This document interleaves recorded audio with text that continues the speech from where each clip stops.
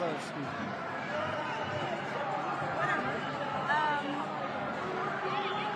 Who's with us?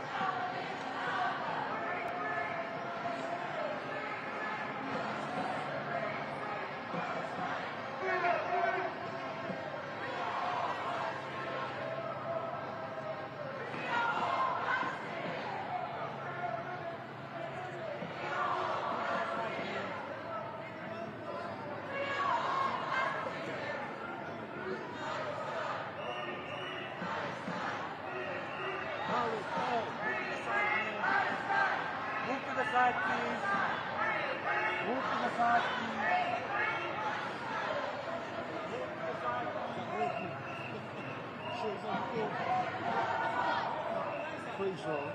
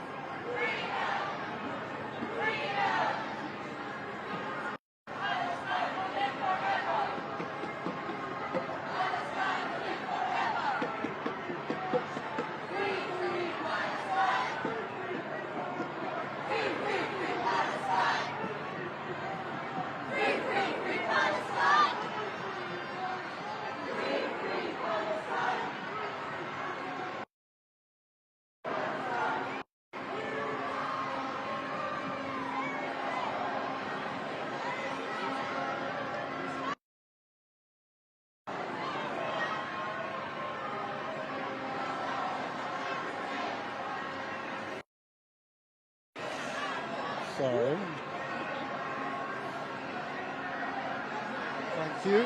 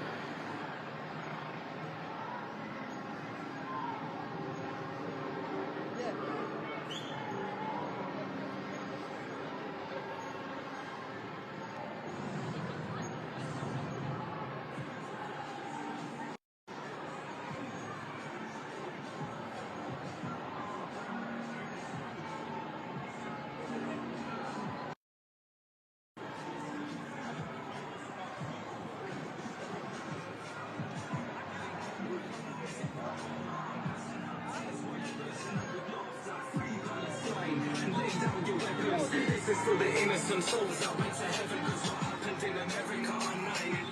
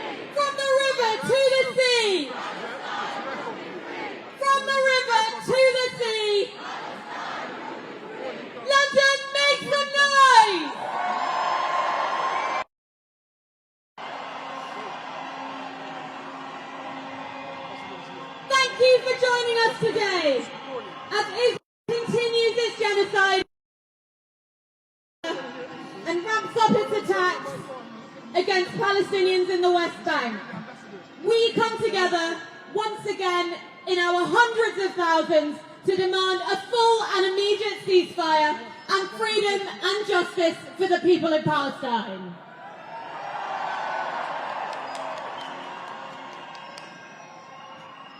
For the past 4 months, week after week, we have held marches for peace, attended by millions of ordinary people from across the country. Despite that, the police keep trying to find new reasons to suppress our solidarity. This week, they tried to stop us from marching to Downing Street, claiming that the war criminals in our government are the ones that need protection. To know what happens to people who try and take on this movement. All they've got to do is ask Suella Braverman. We are in Whitehall today and we will be back as many times as it takes. And our movement has beaten every single attempt to criminalise our solidarity with the Palestinian people. No matter what they throw at us, we know that we will win because we are on the side of justice. We will march, we will chant, we will picket, we will boycott, we will force our institutions to divest from complicity in genocide and occupation. We will do anything and everything that we can so that one day soon, one day in all of our lifetimes, from the river to the sea, Palestine will be free. From the river to the sea. From the river to the sea. And in our thousands, in our millions. In our thousands, in our millions. In our thousands, in our millions. It is now my huge honour to welcome our very first speaker to the stage. Please give the warmest possible welcome to the Palestinian ambassador to the UK, Hassam Damla!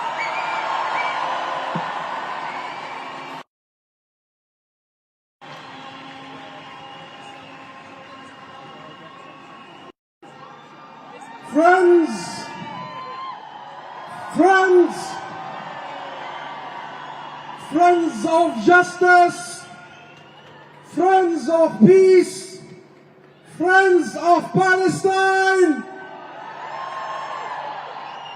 thank you for coming out again and again.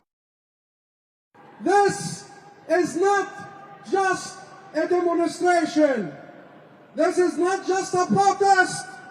This is a people's movement for justice. This is a people's movement for accountability. And you are that movement. And you are here to defend Palestine, but also to celebrate your humanity, your values, your determination to end the injustice. Do not let the genocide bigots deter you. Do not let the pro-apartheid thugs intimidate you. They may well be organized, but the truth is, it is them who are panicking.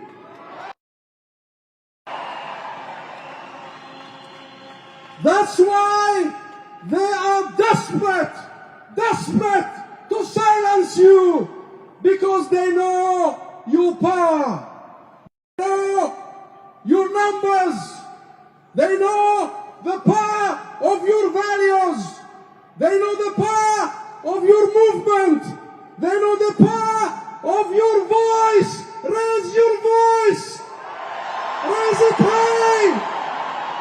Raise your flag, the Palestine flag.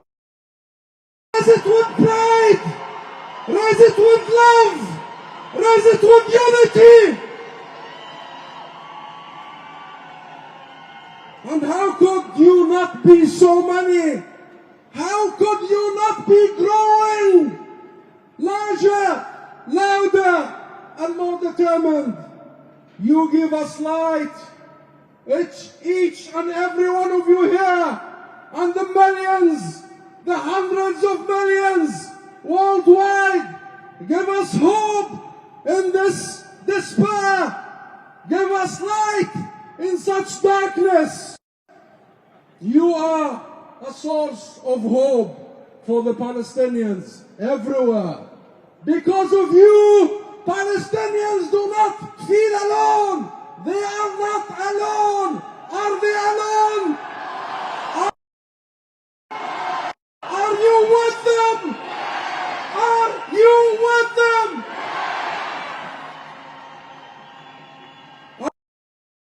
Palestinian people, you are here. You are everywhere for the world, for humanity. Because no one of you should make the mistake. We are all of us are facing our darkest days. You see clearly what is happening. 120 days of genocide, 120 days of mass displacement, 120 days of disease, 120 days of international inaction and complicity. 20 days, and it's been 75 years of oppression, of ethnic cleansing, of suppression, of negation, of supremacy, of racism, of hatred, and you face all that with love, with values, with determination. For 4 months, my friends, this country, this very country, and the US and other countries have been silent, while the genocide is being committed.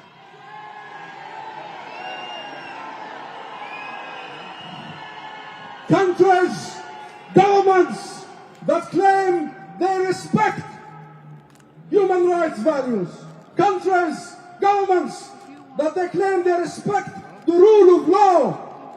For 4 months, these countries, your country, have remained silent. Why call for an immediate ceasefire? Why don't they call for an immediate ceasefire after tens of thousands killed, after tens of thousands wounded, after the creation of 19,000 orphans? Let that sink in. 19,000 orphans. Destruction of an entire territory, an entire health system destroyed, an entire education system wiped out, the use of starvation, the use of famine and disease as weapons of war. Why? Why governments are silent? Why are they complicit?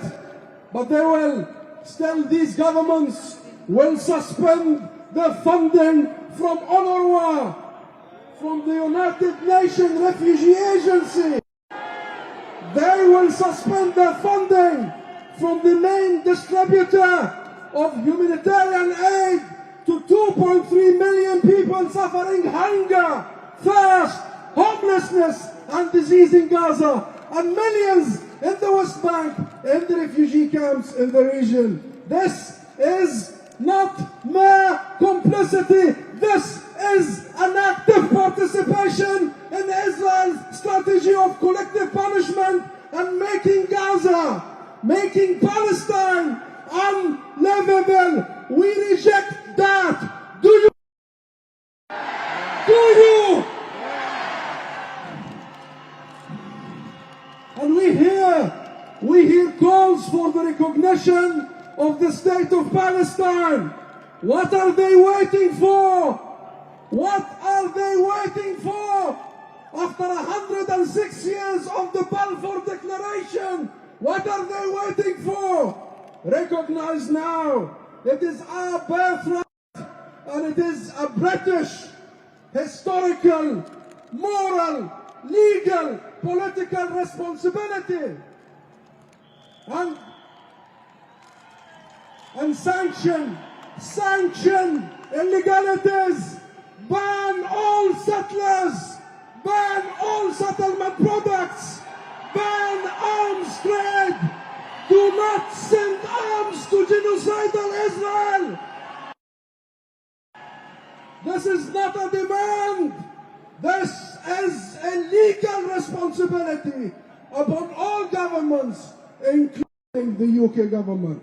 Action, not words. We had enough of words. We need actions that start with an immediate and permanent ceasefire now. Ceasefire now. Ceasefire now. South Africa, you know what? Give that Africa that applaud. Yes!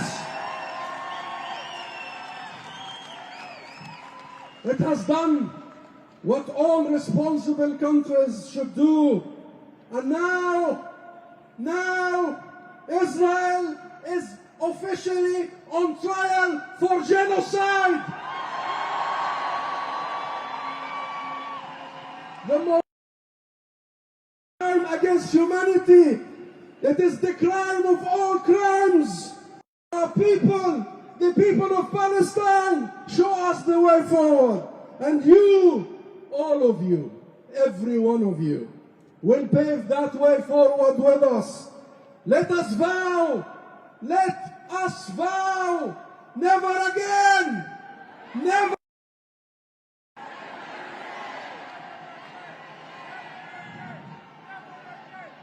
again. And all of you, this is your movement for liberation. We will not stop. You will not stop until a free.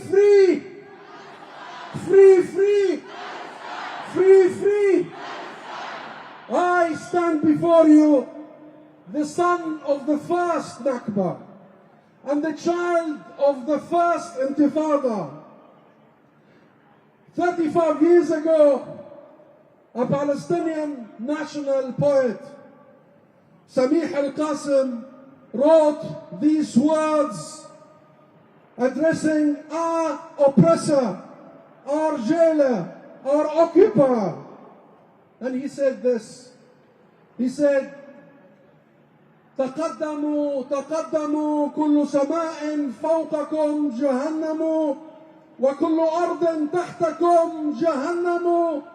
تقدموا يموت منا الطفل والشيخ ولا يستسلم.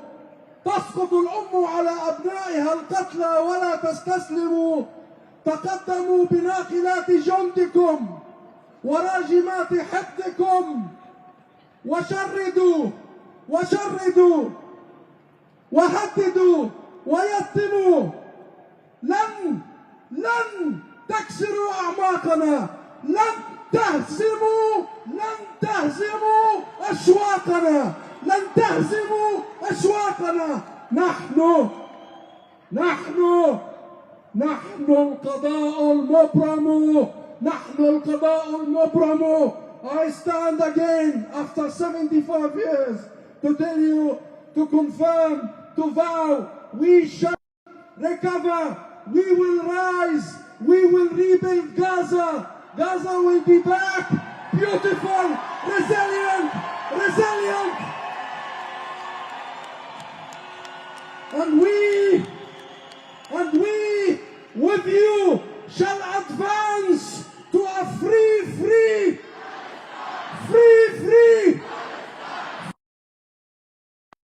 Thank you.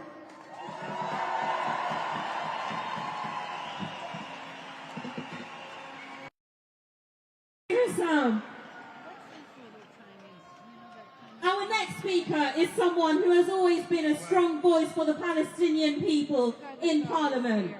She is the MP for Poplar and Limehouse. Please give a warm welcome to Apsana Begum.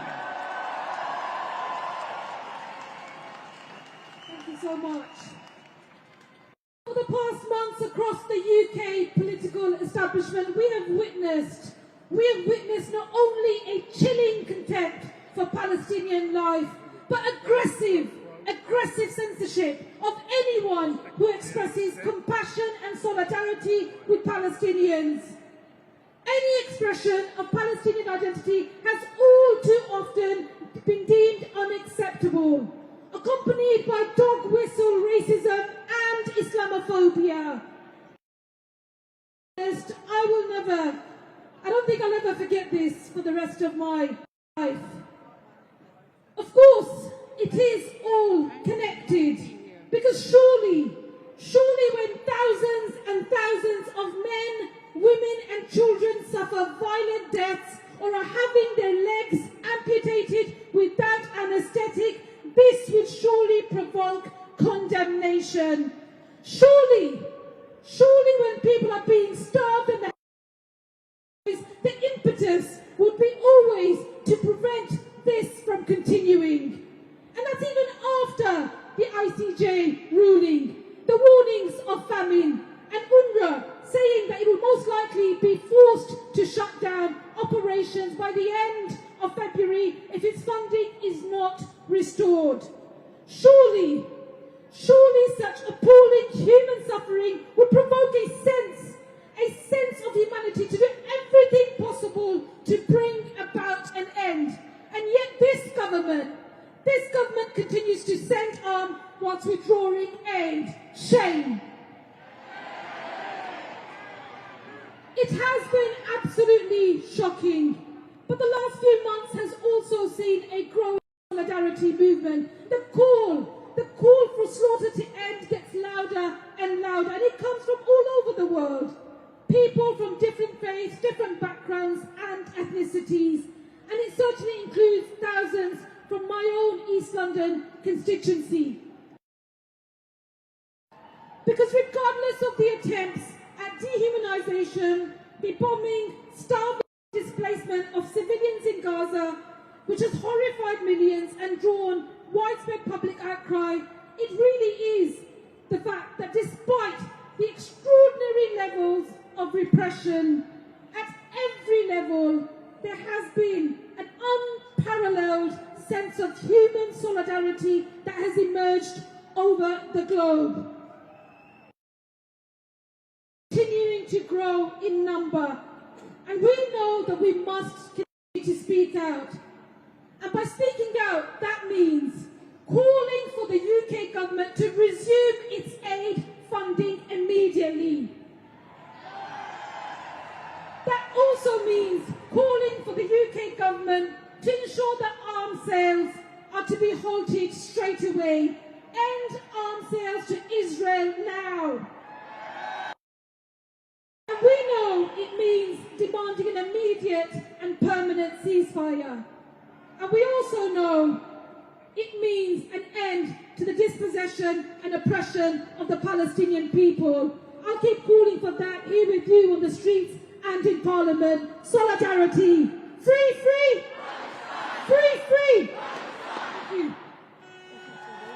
Brick by brick, wall by wall, occupation has to fall. Come on, brick by brick, wall by wall. Now you know the police didn't want us standing outside Downing Street. They didn't want us marching on Whitehall. So let's show them that we're here. Wave your flags and your banners high. And repeat after me. Palestine. Free, free, free Palestine. Free, free, free Palestine. Stop the genocide. End apartheid. Free, free, free Palestine. Free, free, free Palestine. Rishi can hear you.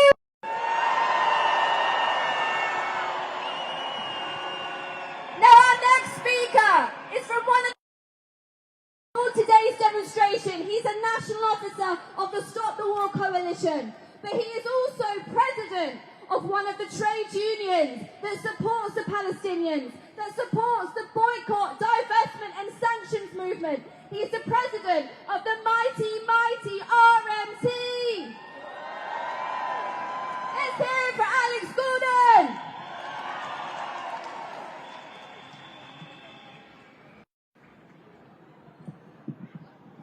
Thank you, Shelley.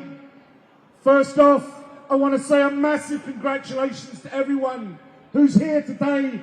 This is the 8th National March for Palestine, and we are absolutely changing the politics of this country. No mistake about it, we are winning.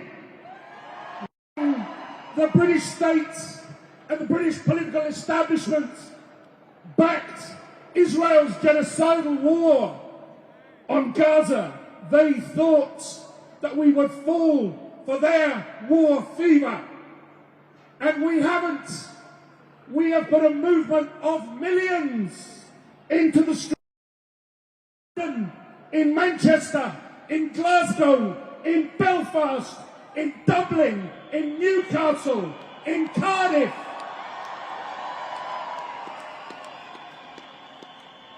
And now we need to bring this movement into our political life and our political institutions in this country. We're all here on a Saturday. Let me ask you, how many of you are going to be going to work on Monday morning? How many of you are trade unionists? Are there any trade unionists here? Listen up. This is what we've got to do. This week is going to be an important week for taking action for Palestine, standing with Gaza, showing solidarity with Palestinians in your workplace. This Tuesday, the 6th of February, the RMT London Regional Council, along with the London organisations of Unite the Union, the UCU, the NEU, are holding a mass rally in Manda Hall, the NEU headquarters, at 6:30 in the evening. We'll have speakers from trade unions there. The reason we're calling a rally is because this Wednesday, the 7th of February, is a workplace day of action across this country. Stop the War and CND are calling on everyone who goes to work or who attends a college or university on this coming Wednesday, the 7th of February, to stand with Gaza by organising a walkout at lunchtime or an early morning protest with your fellow workers on that our government stops fueling war, stops colluding in the genocide of Palestinians, and instead calls and votes for a permanent ceasefire in Gaza and the Middle East. The trade union movement in this country is where solidarity comes from. We remember those who helped us, and we're going to reach out and help those who are calling for our solidarity in the Palestinian trade unions today.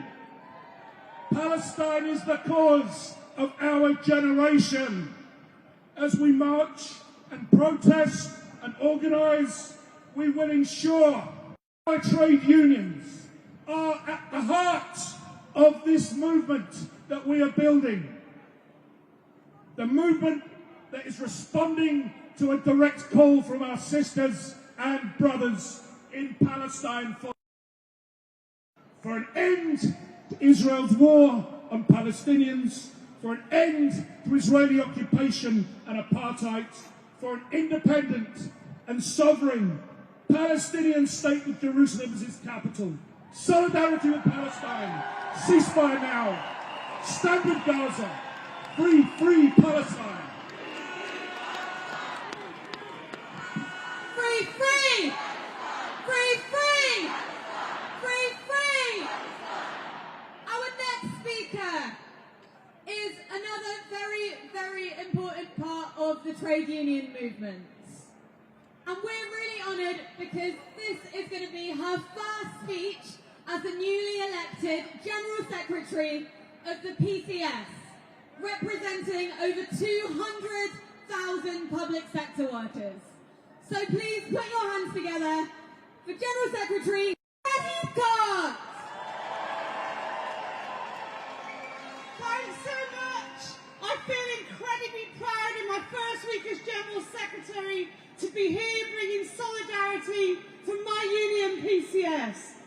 Friends, since the start of October, the humanitarian situation in Gaza has deteriorated at an appalling rate. The role of the West in enabling and endorsing Israel's behaviour. We must absolutely oppose escalation. But I want to start by setting out just how grave things are at the moment. On average, 247 Palestinians are being killed and are at risk of being killed every single day. This includes 48 mothers and more than 117 children every day. Each day, an average of 629 people will be wounded, some multiple times. At the current rate, which shows no sign of abating, at least 3 medics, 2 teachers, more than 1 UN employee, and more than 1 journalist will be killed every day. Each day, at least 10 Palestinian children will have 1 or both of their legs amputated, many without anaesthesia. According to the World Food Programme, 4 out of 5 people in Gaza are in famine or in catastrophic hunger. Palestinians in Gaza now make up 80% of people worldwide who are suffering from famine, according to a new UN war report. Experts warn that deaths from starvation and disease are significantly outnumbering deaths from bombings. Diarrhea and under fires has increased by 2,000% rather. Miscarriages in Gaza have increased by 300% under Israeli bombing. Before Israel began bombing, there were 36 functioning hospitals in Gaza. Last week, only 1 of those hospitals remained, and that's now been bombed and is no longer operational. Just began speaking, at least 20 Palestinians were killed and 150 wounded after an Israeli strike hit a group of people waiting for aid. This is a list of unimaginable horrors that only scratches the surface, and unless something is done, the people of Gaza will be plunged even deeper into that nightmarish scenario that is impossible to comprehend. And that is why my union PCS has been calling for an immediate and permanent ceasefire, a stop to the killings, and to allow all humanitarian aid into Gaza. We have been long-standing supporters of the Palestinian Solidarity Campaign. I'm immensely proud that we led the call for many years and have demanded justice for people in Palestine. We were the first union to issue a statement and to make a donation. On the 7th of February, as Alex said, our members will be supporting the Workplace Day of Action. What the people of Palestine need now is a ceasefire, an end to the bloodshed, and a permanent and just peace. We've always said there will be no justice or peace without a free and independent Palestine, and that is why we will keep fighting and we will keep supporting you until those things are achieved. Thank you so much, and solidarity.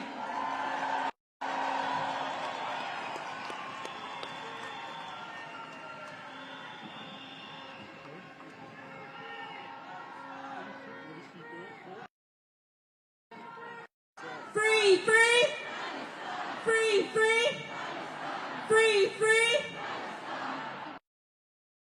200,000 people marching here in London, calling for a ceasefire.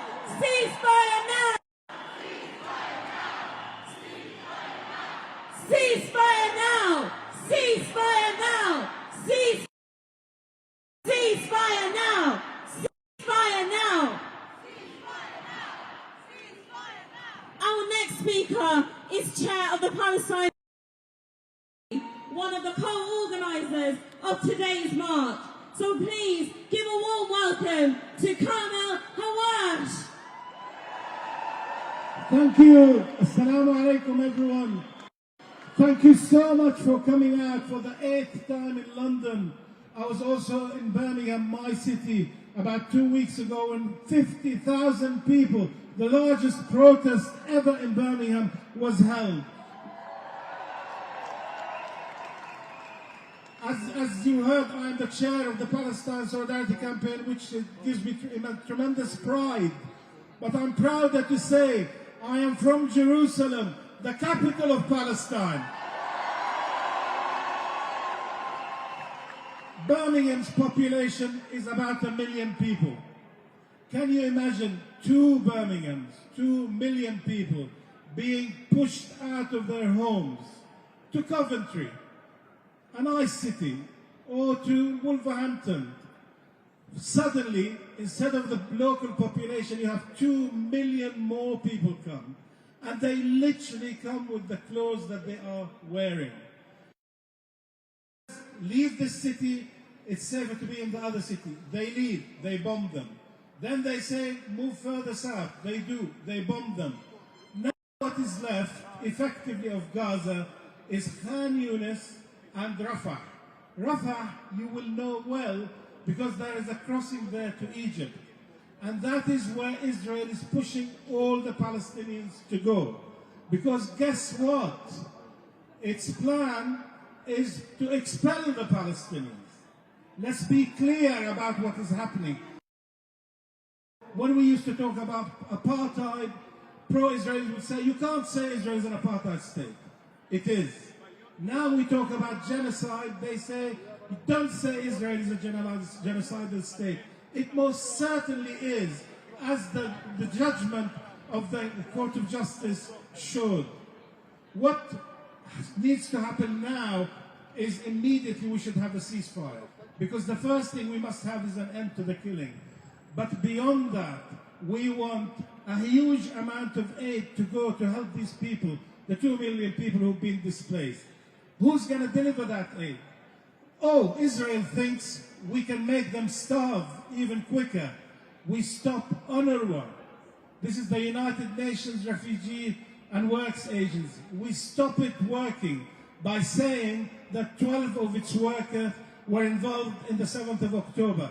But so suddenly Britain, the US and others stop funding UNRWA, which would deliver the food. Has Israel delivered the file that makes its case about these people? It has not. Why is that? Because Israel is a lying state. It is a lying state.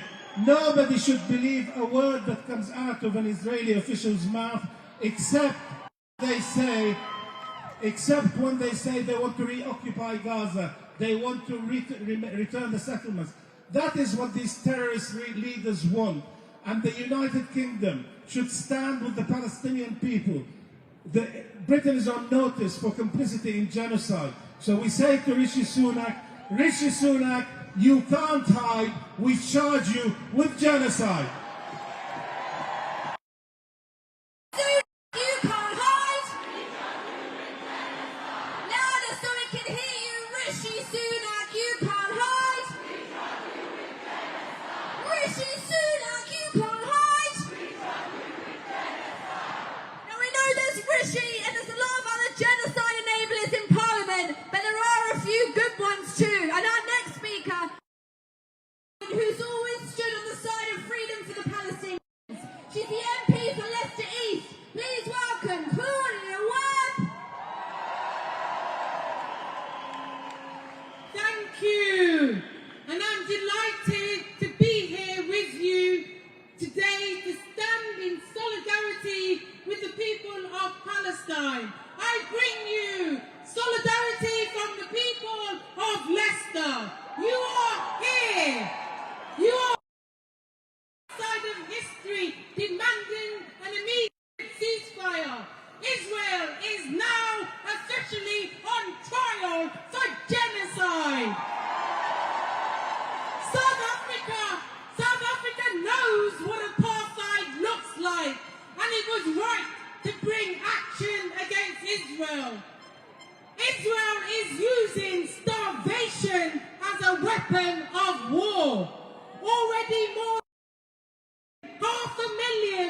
people, Palestinians, are eating grass to stave off hunger.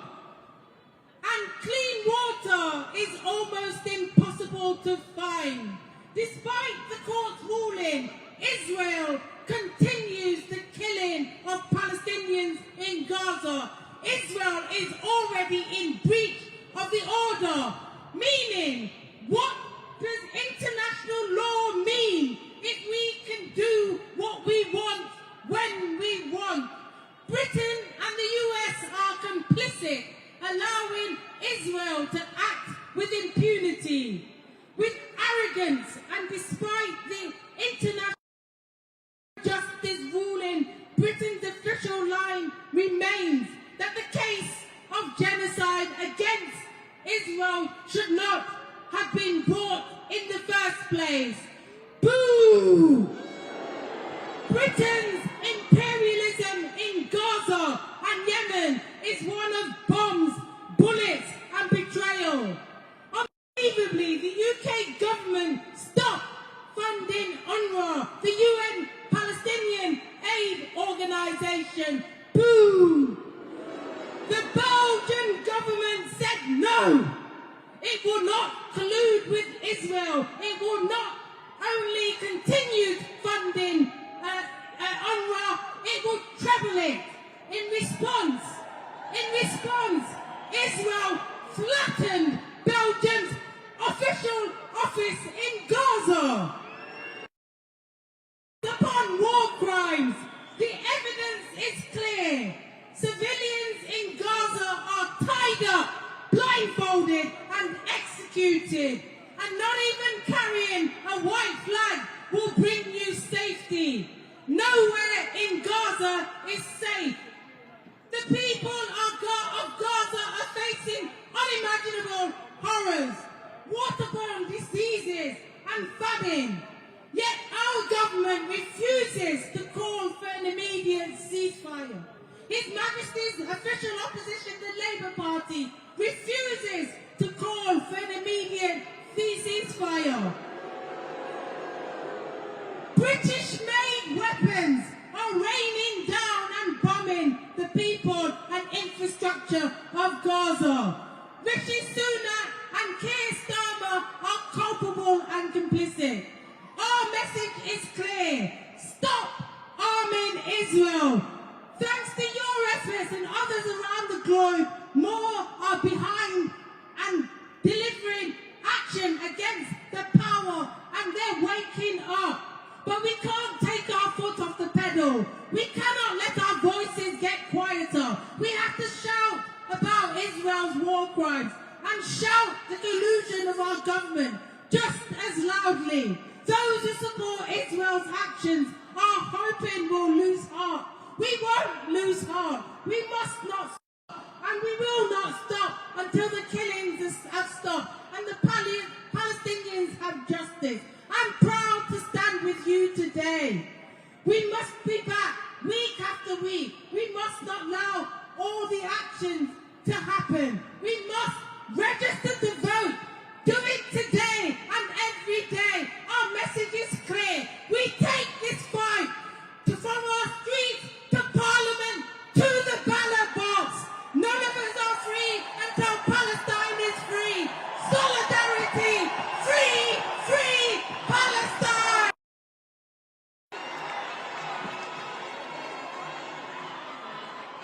Free, free, free, free, free, free.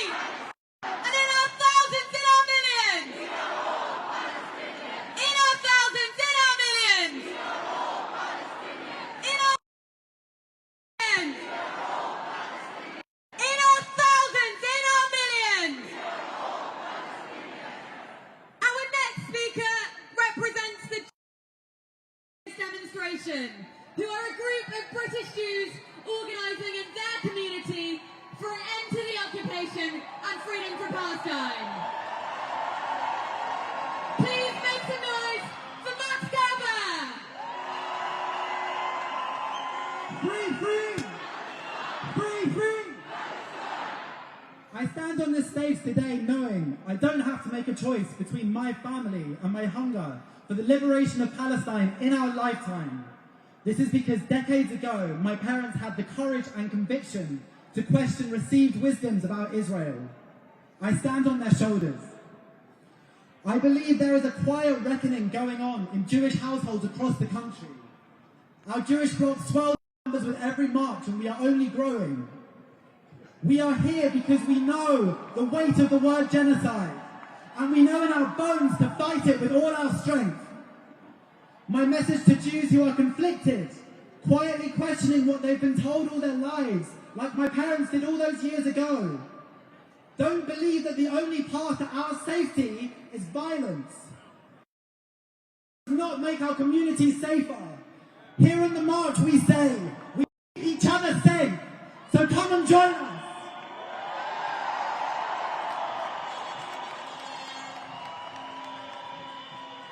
I also urge everybody here today to push against that passivity, that deafening silence in our workplaces, in our schools, and wherever we may find it. Push through that English politeness, for there is nothing polite about English-made bombs being made in unassuming industrial estates across the country. There is nothing polite about a genocide.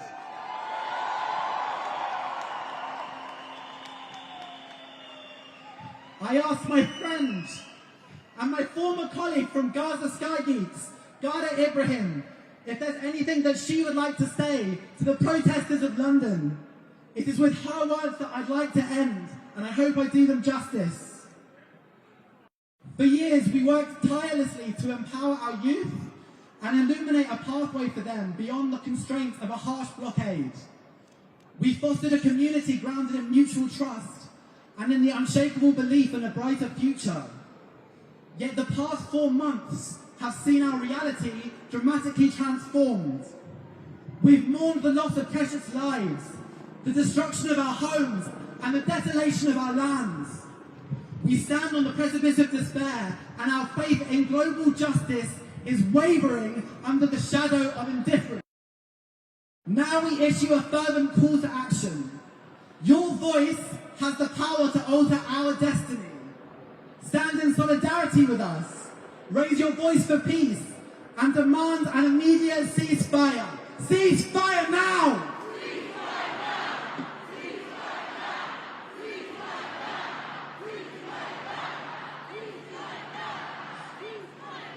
Together, we can champion the cause of letting Gaza live and freeing Palestine. Your engagement is not merely beneficial, it is vital. Take a stand now for humanity, for justice, for peace. Free Palestine!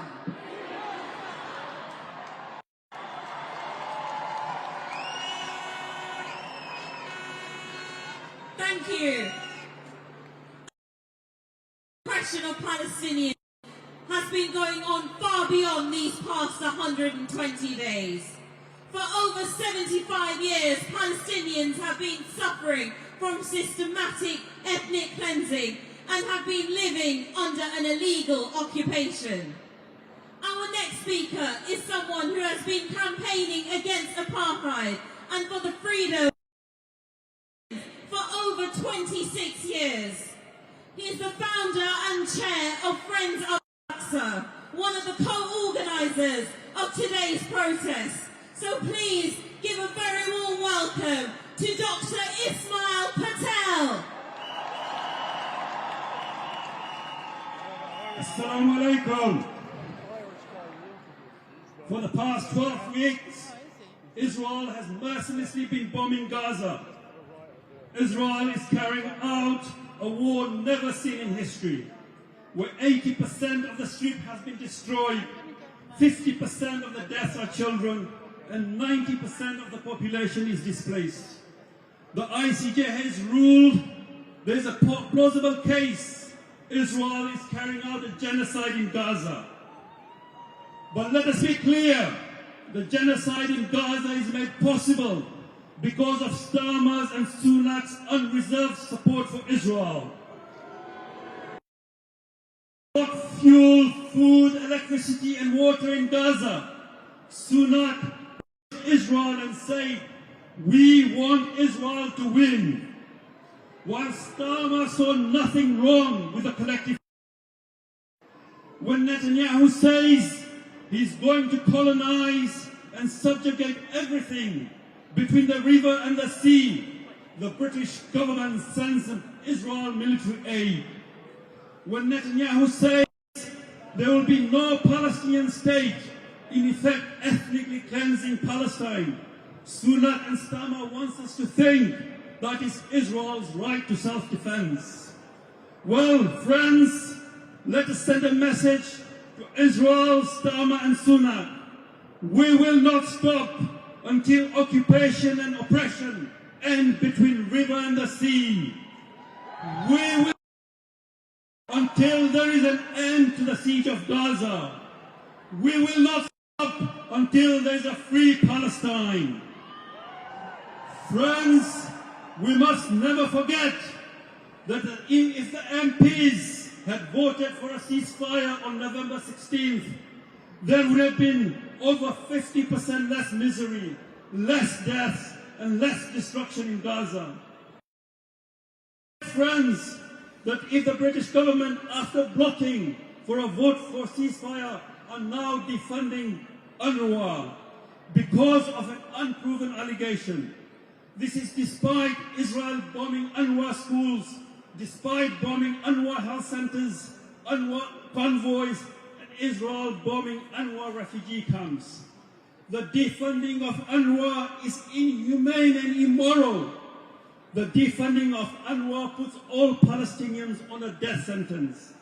If the Israeli bombs don't kill the Palestinians, disease and famine will soon kill them. In effect, the defunding of UNRWA is aiding collective punishment. Until the UK government calls for an immediate and permanent ceasefire, restoring the fund of UNRWA, and suspend the arms sales to Israel, it is not only complicit, but assisting in the genocide. Let us be united and say to the warmongering MPs, we will never forget your aiding of the genocide at election time. Let us use democracy and make a difference. First, do not vote for anybody who did not support the ceasefire vote on the 16th of November. No ceasefire, no vote. No ceasefire, no ceasefire. Second, do not vote for anybody who is supporting for the defunding of UNRWA. Third, do not vote for anybody who does not respect the ICJ ruling and refuse to call out Israel for committing genocide. Let us work together, friends, and make sure our next MP must call for an end to genocide, must end the Israeli occupation, and must call for a free 1, 2, 3,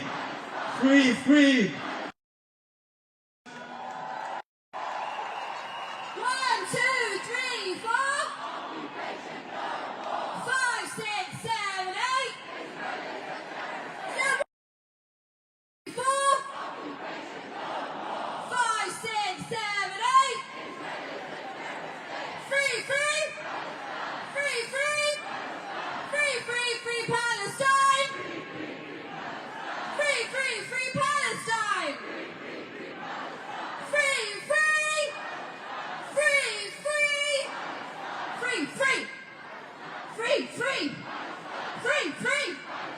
Free.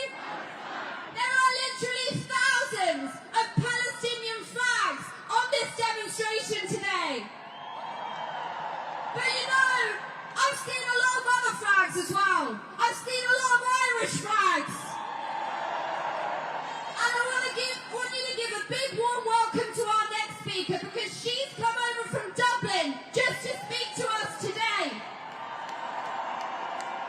She's a senator for Sinn Féin, all the way from Dublin today. Give it up for Lynn Boylan.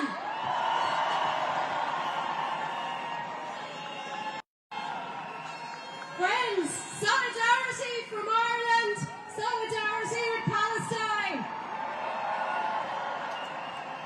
And today is a very special special day for Sinn Féin and for Republicans on the island of Ireland, because today something is happening that we were told would never happen. There's a Republican First Minister in the north of Ireland. So don't let them tell you that peace is impossible. Don't let them tell you that a free Palestine is impossible. Free Palestine! We must keep marching for Palestine, and it's wonderful to see so many people give up your time out today in solidarity, because Palestinian lives are depending on us. Keep talking about Palestine. Israel is committing genocide in front of our very eyes. Thousands of Palestinians are dead and the onslaught continues. Nobody and nowhere is safe in Gaza. Not babies, not doctors, not journalists. Israel's collective punishment of the Palestinian people must stop. The world cannot continue to turn a blind eye while international law is torn up. And I commend South Africa for taking the case to the International Court of Justice. I commend their bravery, but now it's up to other countries to join their case. Every day on our screens we are bearing witness to the indiscriminate slaughter of the innocent. And sometimes I know, friends, the sense of powerlessness can be overwhelming. And I know that our hearts are breaking on a daily basis for Palestine. But the Palestinians do not need our tears. They don't want tea and sympathy from the politicians. They want action. They want to know that their lives matter. They want to know that the world stands with the oppressed and not the oppressor. Israel acts with impunity because Israel can act with impunity. Where are the sanctions? Where are the consequences for a state that does not recognize human rights? This is a defining moment for our generation, and we will all be judged on our actions. What we did to stop the slaughter. And we must keep demanding an end to the killings, an end to the blockade, to the annexations, to the ethnic cleansing, and never has it been more important to support the BDS campaign. So workers, please refuse to handle Israeli goods and goods from the occupied territories. Likewise, Israel cannot be allowed to participate in the Eurovision or the Olympics. Stand with, boycott them, it's a rogue state. So free Palestine! Free Palestine! From Ireland, keep the fight! Thank you, Lynn. Free!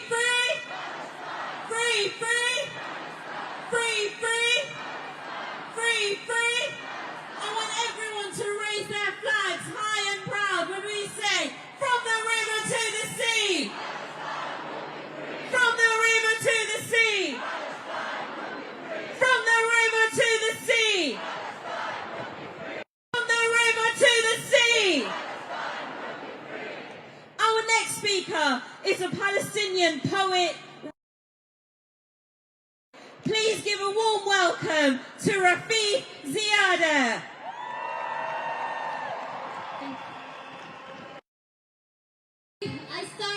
I start every speech by saying I'm a refugee from occupied Palestine, soon to be free Palestine. Here we are again. And the last time I spoke, I said we would be here again and again and again. They hope to break people in Palestine and they hope to break us here. What they don't understand is that for 75 years, the Palestinian people have not been broken, and we will not be broken until Palestine is free. I don't want to give a long speech because I know many of you are tired, and I know we have done a lot of speechifying, and I think the time for speeches is over. We need to take the streets, yes, but we also need to organize. In the same week as the ICJ decision, this government shamefully decided to cut the funding to the United Nations Relief and Works Agency for Palestinian Refugees, UNRWA. Let me tell you, I came from a family that depended on UNRWA. And when you cut that funding, you are cutting hearing aids for children. You are cutting food off of people who are already being starved by the Israeli state. Shame on this government. And the complicity goes all the way through. From the so-called government to the so-called opposition, to the so-called universities, to the so-called institutions, every one of them should be ashamed of how they have watched in silence 120 days of genocide. What is there left to be said? What is the threshold they need? And if they won't listen, it is our job to make them listen. I work with Palestinian trade unions in an organization called Workers in Palestine. We have said loud and clear that Palestinian unions, Palestinian workers have set up a picket line. And what you do with an international picket line, we only expect you to respect it. Don't handle Israeli goods. Make sure that the arms trade in this country is stopped. Remember that the bombs dropping over Gaza don't come from nowhere. They come from the US.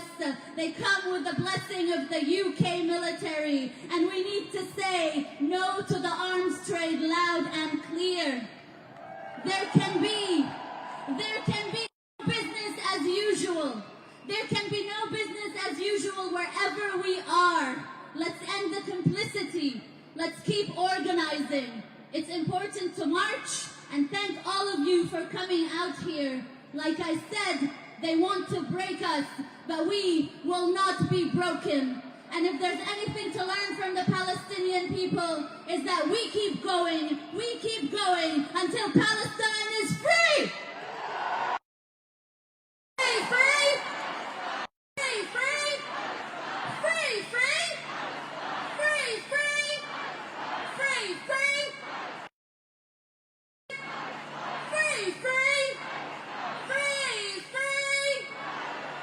Free, free! Now our next speaker is from a union representing over 100,000 people working in universities and colleges. It's a union that supports Palestine, and it's a union that's asking all those members this week to take action in their workplaces in support of a ceasefire in Gaza. Please welcome the president of the UCU Union, Justine Mercer.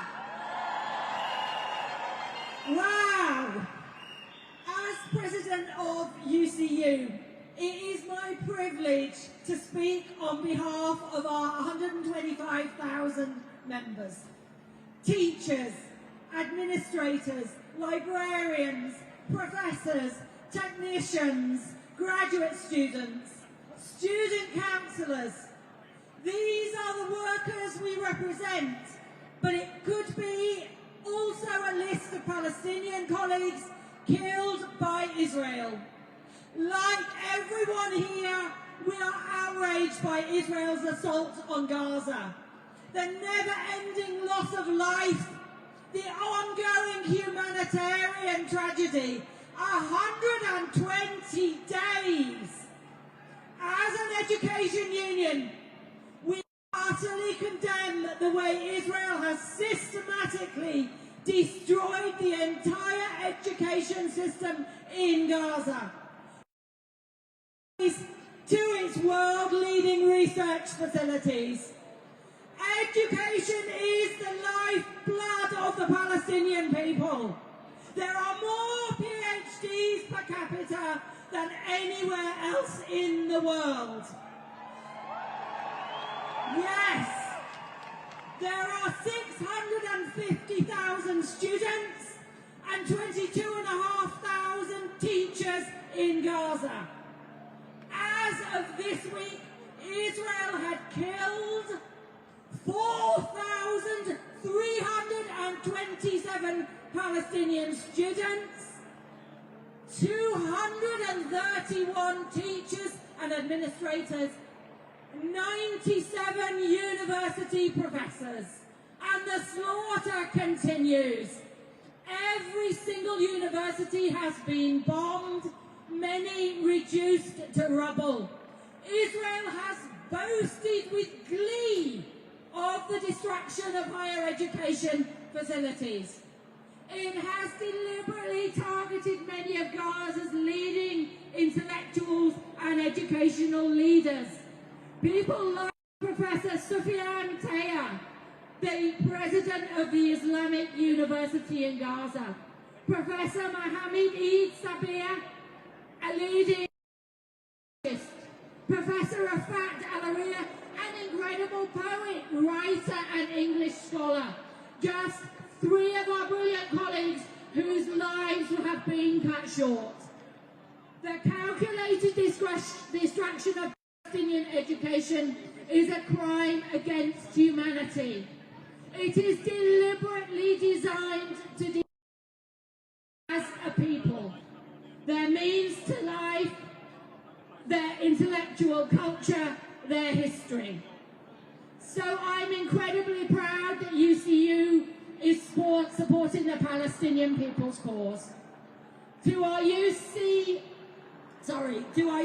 University Vice-Chancellors I say, we demand: support your Palestinian staff and students. Protect those advocating for Palestine on campuses. Of the British government, we demand that you stop arming Israel. An immediate reversal of the decision to defund UNRWA. Commit to a long-term reconstruction program for Palestinian education. Solidarity. We need an immediate ceasefire and a lasting peace. Justice, solidarity. Thank you.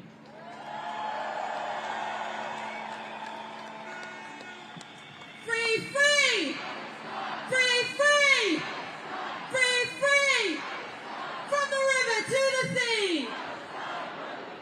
From the river to the sea! And in our thousands, in our millions! In our thousands, in our millions! In our thousands, in our millions!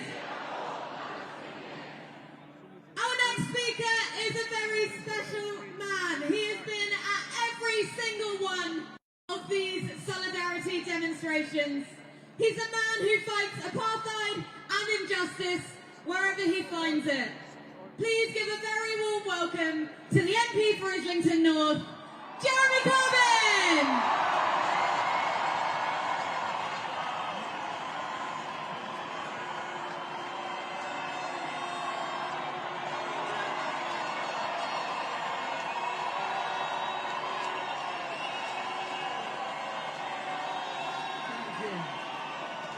Thank you. Thank you everyone for being here today. Thank you everyone that's travelled from all over the country to be here today.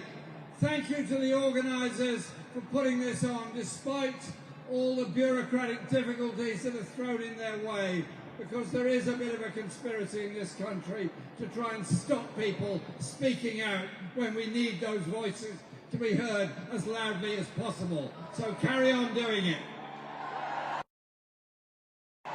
Can I also say a special thank you to the trade union bloc that's here today and the trade unions and trade union members that have come here today, responding to the call of the Palestinian trade unions for action all around the world in support of the people of Palestine. You're so welcome here today. It's brilliant that you're here.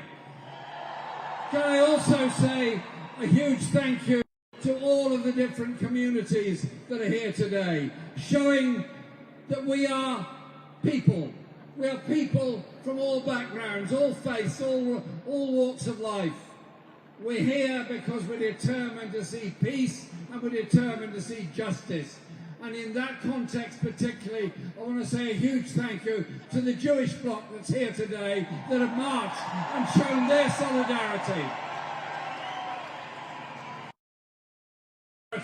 with the people of Palestine. The people who, on top of those that were killed on October the 7th, have now lost 30,000 people in Gaza. People dying because of lack of food, lack of water, lack of medicine. People will soon be dying as cholera will break out when the weather gets warmer. Those million people around Rafah simply trying to survive. And when Israel continues the bombardment after the International Court of Justice ruling, there is something very, very seriously wrong in this world. I was there at The Hague to hear the presentation by South Africa, and I say a huge thank you to South Africa.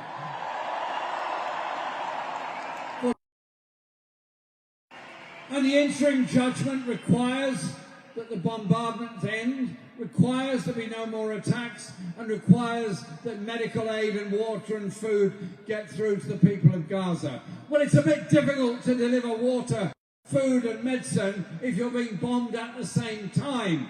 There has to be a ceasefire now. And that means those countries, Britain, the USA and others, that are still supplying arms and weapons and military assistance to Israel need to think again.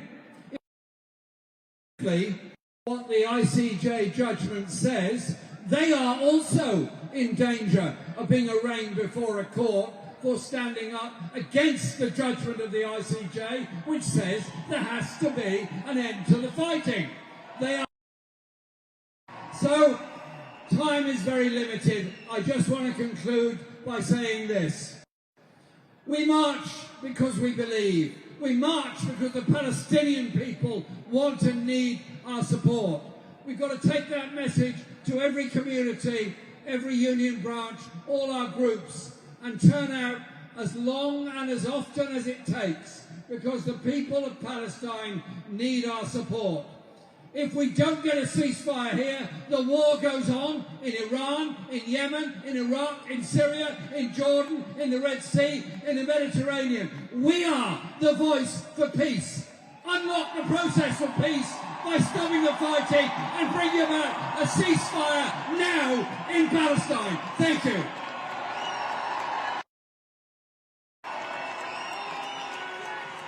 Once again, give it up for Jeremy Corbyn!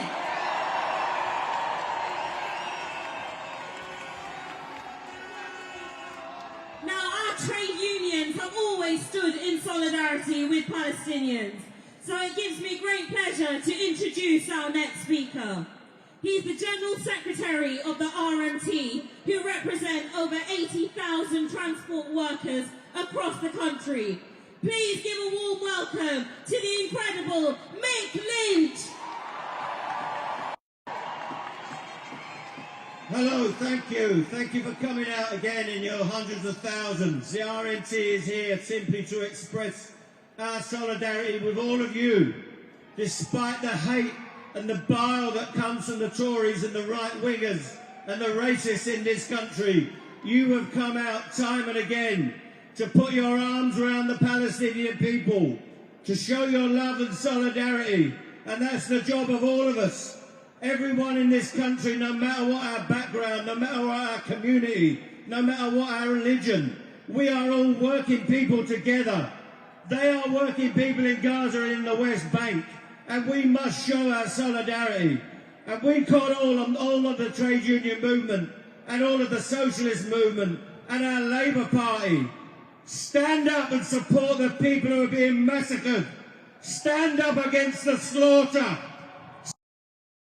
Aside and build the bridges of peace on behalf of the people of the world, and especially the people of Palestine. Because history will judge us. Where were you in this period? Who did you support? Were you hiding behind your politics? Or were you being brave with your principles? So that's what we must do. Call out the politicians. Tell them stand with the people.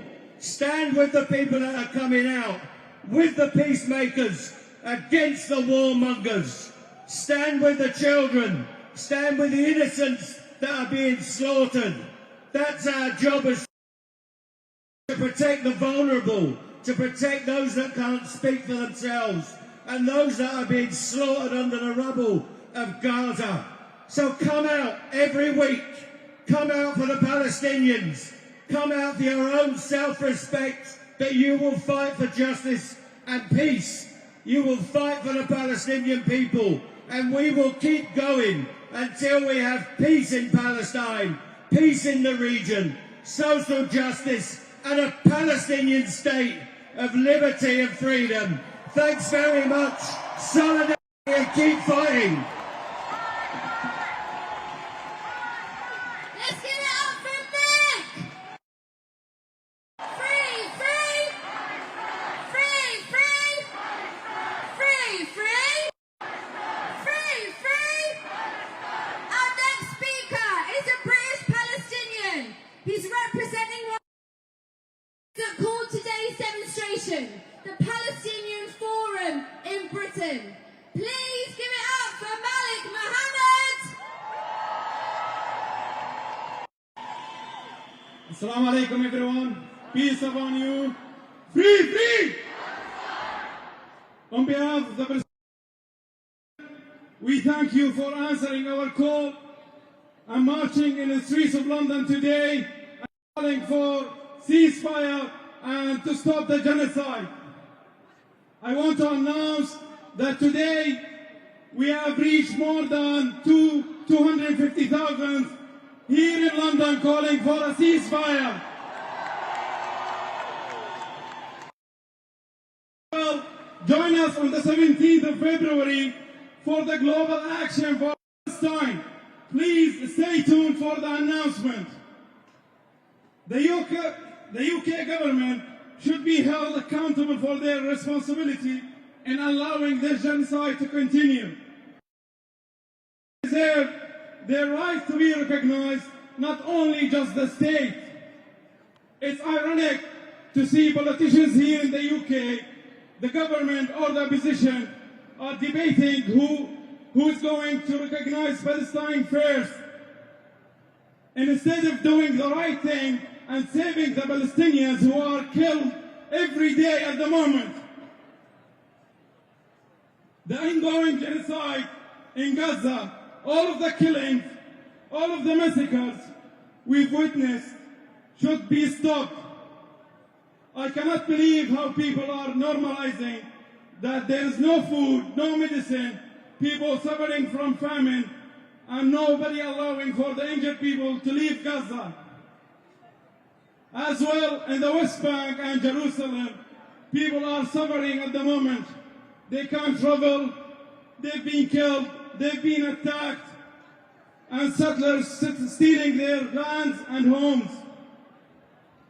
So the Palestinians have the right to live and have the right to defend themselves.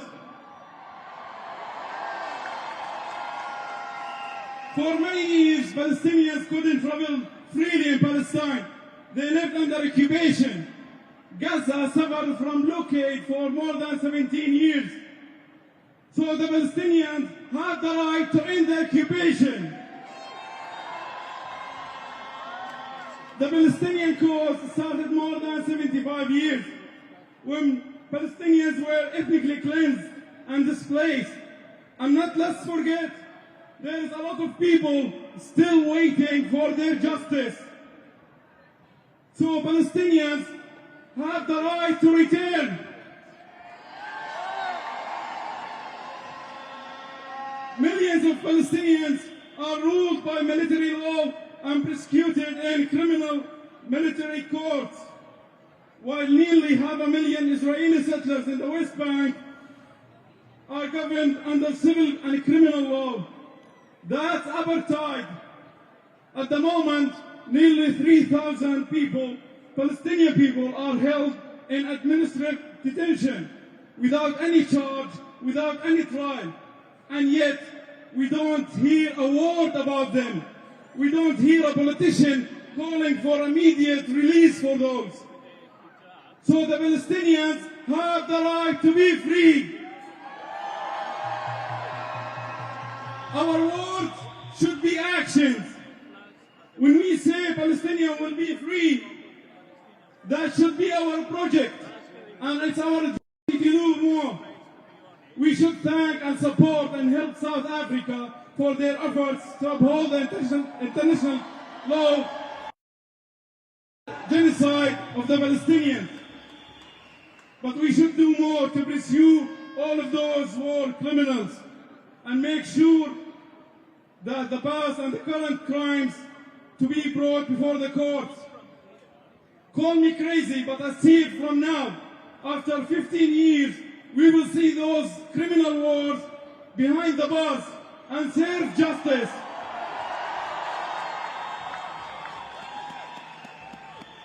It's our responsibility to help the Palestinians. So all these millions marching on the streets should think about anything they can provide, any initiative you have. Please contact and provide your information to the Palestinian Forum in Britain or the Palestinian Solidarity Campaign or any other organization working to the Palestinian cause. I will end with this. There is loads of types of Palestinians, people who are from Gaza, people who are from West Bank, or people originally from Palestine like myself. But there is a new type of Palestinian, which is you, the people who took the efforts and the time to come today and to say, free Palestine. In one voice we will say, in the thousands, in the millions, we are all Palestinians. In the thousands, we are all Palestinians. Thank you.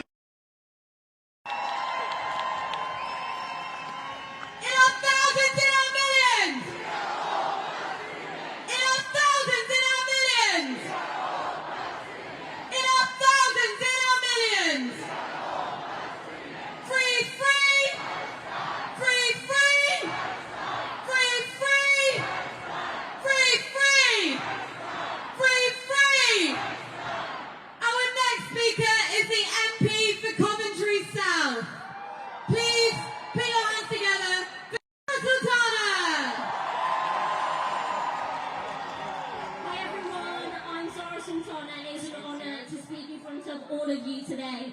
When South Africa brought their case against Israel at the International Court of Justice, our political leaders derided it. The Prime Minister's spokesperson said the case was completely unjustified. The Foreign Secretary said it was nonsense. The Biden administration said it was without any basis in fact. Well, last week the International Court of Justice said something very, very different. It vindicated every single person here. It vindicated what we have been saying for weeks and months. It said that it was plausible that Israel's brutal assault on the Palestinian people in Gaza is in breach of the Genocide Convention, and so it ordered Israel to prevent acts of genocide, an utterly damning judgment, a historic victory. So let's be clear that these orders cannot be followed without Israel ending its assault on Gaza. So let's say it again, loud and clear, like we've been doing for months. Ceasefire now! Ceasefire now! Today, let's pay tribute not just to the Palestinian people for their bravery, not just to South Africa for bringing this case, but also to every single person here, you and the millions of people across the world who have been marching for peace and justice week in, week out. You have forced the world to listen, and the world is listening. Our work doesn't stop. That ruling should have been a turning point. It should have been the moment, long overdue, when our government finally changed course. But what has it done instead? Instead, it has suspended funding for UNRWA, the aid agency millions of Palestinians rely on. So let's remember this, and let's make our politicians remember this. When the International Court of Justice ordered Israel to allow emergency aid into Gaza, our our government and Israel's allies stop sending aid into Gaza. So let's say it together. Rishi Sunak, shame on you! Rishi Sunak, shame on you! And we know that doesn't end there. While the government continues to send arms to the Israeli military, we know they are arming war crimes in Gaza. That's why I brought a bill to Parliament to suspend arms sales to Israel and any country that will be using them or might use them in violations of international law. The government, unsurprisingly, does not support my bill, but I'll bring it forward again and again until arms sales end. So I'll finish with this. The movement that has risen up for Palestine does not end today. We do not stop until there's a ceasefire. We do not stop until the siege is lifted. We do not stop until the occupation ends and Palestine is free. Say it with me. Free, free! Free, free! Free, free! Solidarity. Free, free! Free, free! Free, free! It is my huge, huge honour to make our numbers announcement for this afternoon. And I am really, really pleased to be able to say that despite everything, despite the issues with transport that have meant that some of our comrades can't get here, there are 250,000 of us on the streets of London today. I want to 50,000 flags in the air, banners in the air, placards in the air. Free, free! Free, free! Free, free! From the river to the sea! From the river to the sea! From the river to the sea! And in our thousands, in our millions! In our thousands, in our millions! Louder so that Rishi Sunak can hear us! In our thousands, in our millions! In our thousands, in our millions! In our thousands, in our millions! Free, free! Free, free! Free, free! Make some noise! Brothers and sisters, as you know, our movement is so diverse, and at the heart of our movement are young people and students. And because they have been so strong and determined and courageous over Palestine, they are facing a backlash in schools and universities. But nonetheless, they have been fighting back. And I want to tell you, in case you haven't seen, that on the 7th of February, next Wednesday, there is a national day of school strikes and university walkouts. Students in schools and campuses across the country will be taking a stand for Palestine. So look up the details on the Stop the War website. Get involved. It will also be part of a wider day of action with workers and trade unions in the NEU and UCU and other unions taking action. Let's make this massive. Let's take the movement into our communities and institutions, and let's show them that the support for Palestine is not going anywhere. Free, free! Free, free! Free, free! Free, free! Solidarity. Free, free! Free, free! Free, free! From the river to the sea! From the river to the sea! From the river to the sea! From the river to the sea! Our next speaker is here representing the Muslim Association of Britain, one of the co-organisers of today's march. So please give a warm welcome to Mustafa Dabbagh. Brothers, sisters, friends, assalamu alaikum. Every single day we are seeing horrific images and videos of Palestinians being killed, bombed into literal pieces, massacred en masse and buried under the rubble. Nearly 30,000 civilians have been murdered. This genocide is being broadcast live all over the world. Yet we stand here today, 250,000 of us, quarter of a million strong, as a continued reminder to our politicians that we stand against genocide. And that we remain firm and unapologetic in our commitment to justice. The International Court of Justice has ruled that there is a plausible case for genocide. Despite this, our politicians want to convince us that calling this a genocide is debatable. They want to distract us from their complicity in this ongoing genocide. They want to distract us from their moral bankruptcy and their unwillingness to hold Israel to account. So let me ask this: how many more Palestinians must die for their lives to matter?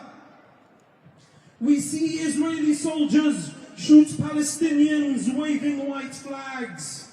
We see Israeli settlers blocking aid from entering Gaza. We see those in the Israeli government celebrating the destruction of Gaza and looking forward to illegally settling there once again. Let us be clear about what this is: the ethnic cleansing of Palestine and its people. There is no crime that Israel has not committed. So at what point do our politicians draw the line? When do they grow a backbone and have a conscience? Friends, let us remember this moment. Let us remember how low our politicians have sunk, so that calling for a ceasefire is too much for them, too controversial for them. Yet, despite this, they will not silence us.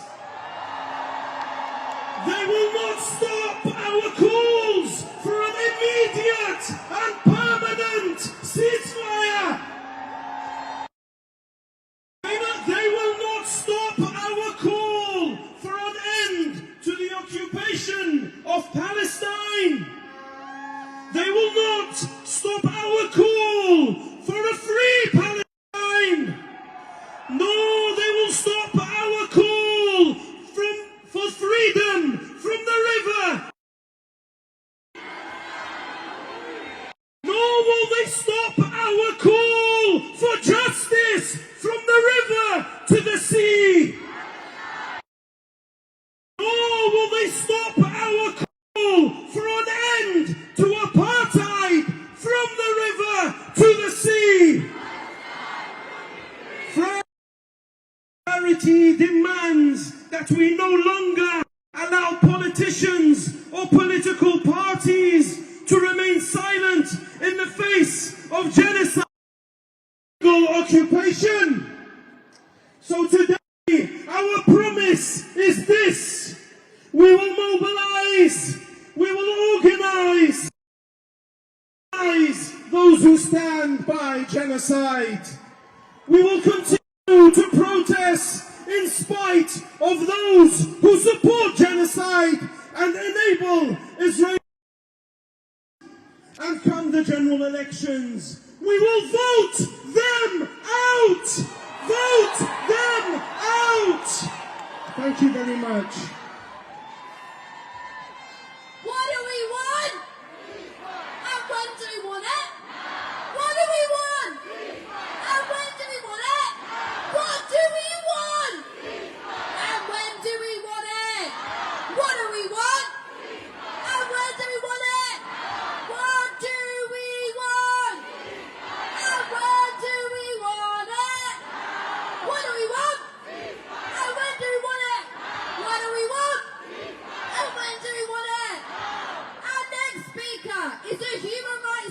office. She is a leading British Palestinian voice, and she is standing for Parliament as an independent candidate in Ilford North at the next general election. Please welcome Liane Mohammed.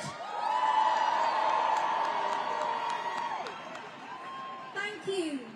My name is Liane Mohammed, and today I stand in front of you as an independent, prospective parliamentary candidate for Ilford North. I'd like to begin by thanking you for your unwavering solidarity and commitment as you march again and again and again, reminding us Palestinians that we remain in your hearts and in your minds, and that we have not been forgotten. In the face of relentless efforts to stifle, to censor and to erase us, it is your steadfast support that guarantees that our voices will only grow louder, our collective strength will only amplify, and no force will ever be able to silence us. And we will not stop putting pressure on our government until it calls for a full, permanent and for an immediate ceasefire now!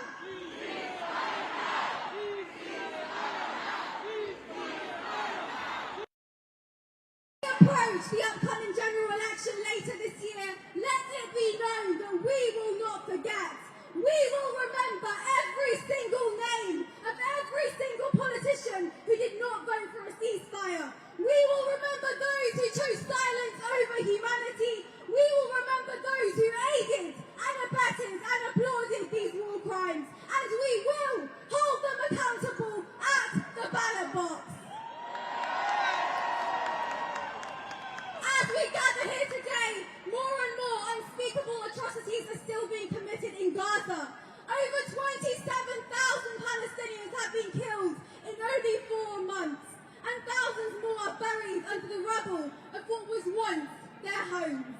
Gaza is running out of time. Enough is enough. Entire neighbourhoods have been reduced to rubble. Entire families completely wiped out. And history bears witness and is still watching. Yet history too shall remember. And our message this weekend and going forward this year is simple. No ceasefire, no vote. No ceasefire, no vote. No ceasefire will never be taken for granted again. We will never forgive. We will never forget. We will never choose to ignore the fact that most of these politicians place their careers above the lives of thousands and thousands of men, women and children in Gaza and the West Bank. We will never forget that our government gave the green light to these war crimes and the opposition agreed. And even when a ceasefire takes place, we will not forget. And we refuse to let the pain, suffering and injustice inflicted upon the people of Gaza over the last 4 months and 75 years fade from our collective memory. The wounds run deep and we will not allow anyone to escape accountability. Together this year we will ensure that the ballot box becomes a powerful tool for change, a declaration that the world will not forget, and justice will ultimately prevail. Our call is simple: for an immediate and permanent ceasefire, justice for the oppressed, an end to the siege on Gaza, and an end to the occupation of Palestine. 2024 will be an important year for all of us, and so it's time to bring the power back to the people, exactly where it belongs. In our communities, what we've witnessed and what I take pride in is that the pursuit of justice isn't merely a slogan, it is a call to action. So please organise, mobilise and vote for humanity, for justice, for peace and for human rights. And remember that the power of the people united is greater than the people in power. And not only do we stand united, we stand strong, because in our thousands and in our millions, in our thousands, in our millions, never forget and say it with me. It is no ceasefire, no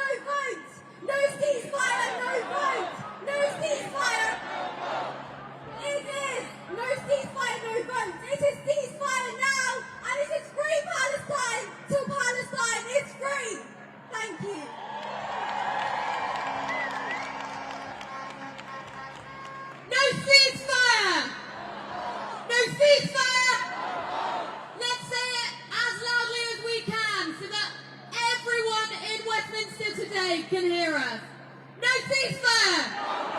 No ceasefire! No ceasefire! No ceasefire! Free, free! Free, free! Free, free! Free, free! And Rishi Sunak, you can't hide! Rishi Sunak, you can't hide! Rishi Sunak, you can't hide! Rishi Sunak, you can't hide! Our next speakers are from an ever-growing number of councillors who have left the Labour Party over the party's shameful support of the genocide in Gaza. Please welcome from Kirklees, Councillor Anna Anwar, and from Oxford, veteran South African anti-apartheid campaigner, Jabunala Hartley.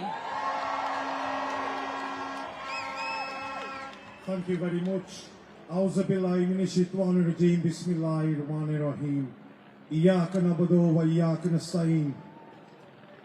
Assalamu alaikum, London. I don't think you heard me. Assalamu alaikum, London. I want to start off from a famous quote. There are decades where nothing happens. Then there are weeks where decades happen. And alhamdulillah, 2 weeks ago, I made history in Kirklees and around the world when I resigned after my 5-year-old daughter said to me, "Dad, what are you doing about the videos you are watching about Gaza on TV?" What answer for my daughter? What could I tell a 5-year-old after she watched 3 seconds of what was going on in Gaza? And these people that sat in Parliament and that sat in council chambers around Britain are staying silent because of their pay packets. Where is that humanity? A new independent movement has started. I want all of you to go back in your own areas, in your cities, in your local wards, in your constituencies, and support the independent people. Get these Labour MPs and councillors out at the next local and general elections. I come from Batley and Dewsbury, which is a new constituency. It has always been a Labour heartland. I'm sure Keir Starmer is peeking out of one of these windows.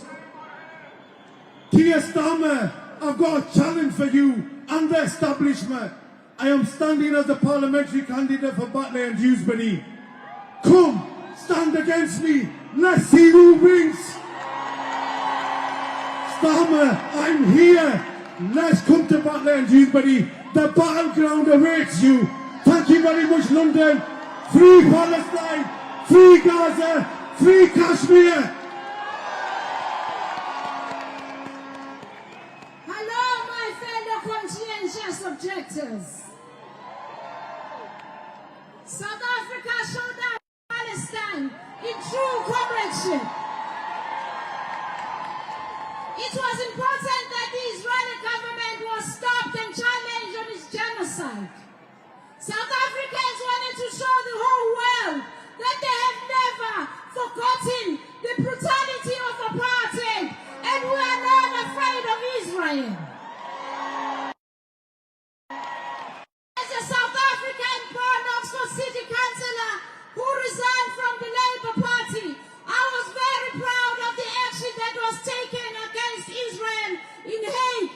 That's why I saw the interim verdict of the international as a victory. The Israeli racist government has murdered close to 30,000 Palestinian people. It's now threatening to annex Gaza into a settlement state, despite the Hague's warning. The story of Palestine and South Africa is intertwined. As Mandela stated, our freedom is incomplete Palestine. We've both experienced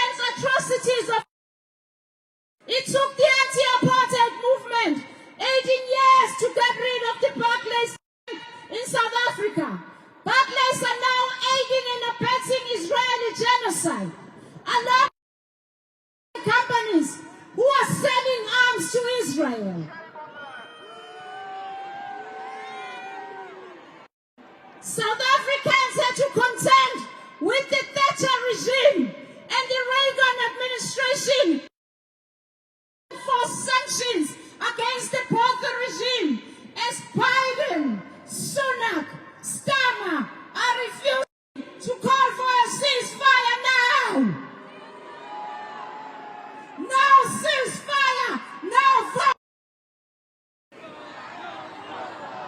The boycott movement was a powerful tool against the party. In Oxford, 10 councillors who resigned. We have moved to unanimous motion on ceasefire and one on the PDS. So now I call all the countries to support South African action and also to call for the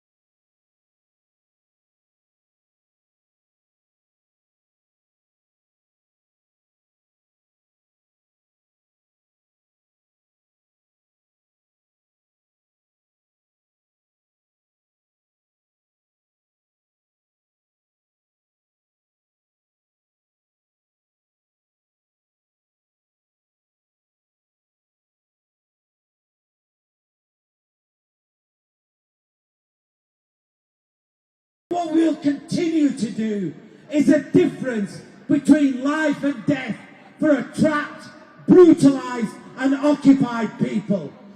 Say clearly to those cheerleaders of death, those who have turned hunger into a weapon of war, those who have starved, bombed and destroyed, stop the bombing, ceasefire now. But friends, we are not around around the world, whether it's from the Philippines to Pakistan, from Colombia to Brazil, there are millions and millions of people who see our present and our of those who see the reality of colonialism, of racism, of an international system where the rich and powerful determine who lives and who dies. And we, friends, here in the UK have a special responsibility, a greater responsibility everywhere else in the world, because it's in these buildings that colonial masters drew lines on maps, giving away land that they did not own to the colonial and settler colonialism. And we have a word, and we have to say with one voice to those people in that parliament behind us, those who have been complicit in their silence, those who have actively armed Israel, who actively justified war crimes, crimes against humanity, and now are staying silent on genocide. If you can oppose Russian bombs falling in Kiev, you can open your mouth and oppose Israeli bombs falling on Gaza. If you can weep when Ukrainians flee their homes, here for the Palestinians who have nowhere to flee. And if you can impose sanctions on Russian aggression, where is your action on Israeli genocide?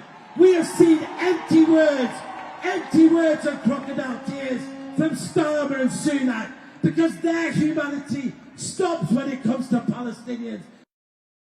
Palestinian lives don't matter, even as the genocide is being beamed live into our living rooms, of doctors and journalists, of medics, of women, children and men, of being murdered, of hospitals being destroyed, mosques and churches being destroyed, of settler colonialists and extremists in the West Bank deliberately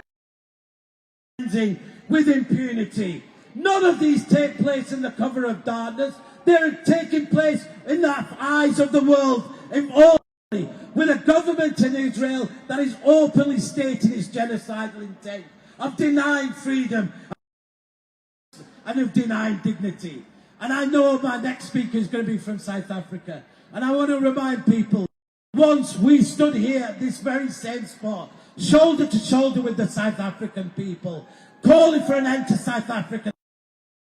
The government was colluding with it. And today, we stand shoulder to shoulder with the Palestinian people when our government is colluding with Israeli apartheid. But just as when South Africa fell because of our actions, so Israeli apartheid will fall. Free Palestine, end genocide, end apartheid. 1, 2, 3, 4. 5, 6, 7, 8. 1, 2, 3, 4. 5, 6, 7, 8. Free Palestine. Free Palestine. Free Palestine. Stop the genocide. End apartheid. Free Palestine. Free Palestine. That's right. All around me I can see Palestinian flags. But I can also see the flag of South Africa. And our next speaker is a former member of parliament in South Africa. He's an anti-apartheid activist. He is a campaigner against the arms trade. Please give a big, warm welcome to Andrew Feinstein.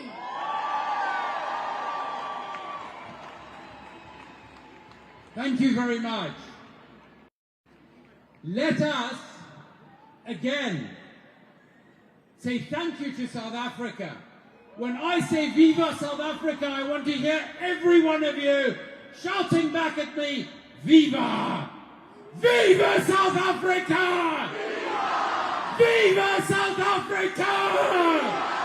Viva! Comrades, friends, South Africa defeated racist apartheid, and Palestine will defeat racist apartheid.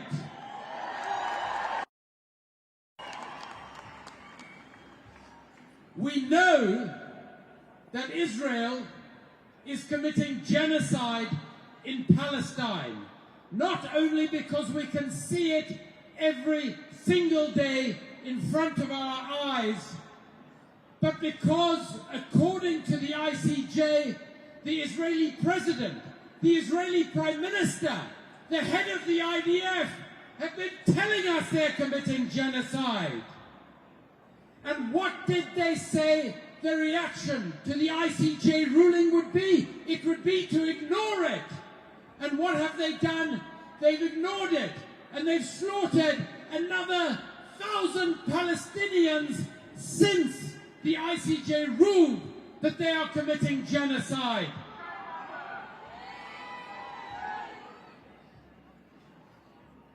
And let us never forget, the United Kingdom and our politicians are complicit in this genocide.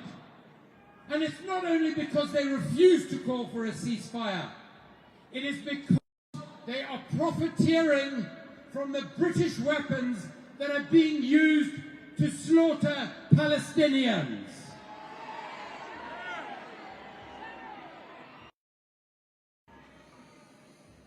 So what do we say to our politicians? And I'm not here just talking about Rishi Sunak, despicable as he is. I am also talking about my own constituency MP, Keir Starmer.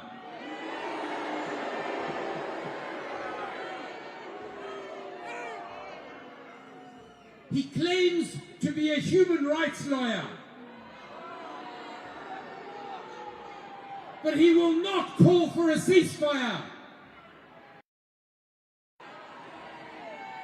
He claims a human rights lawyer, but he has been silent since the ICJ ruling. Keir Starmer, where are you?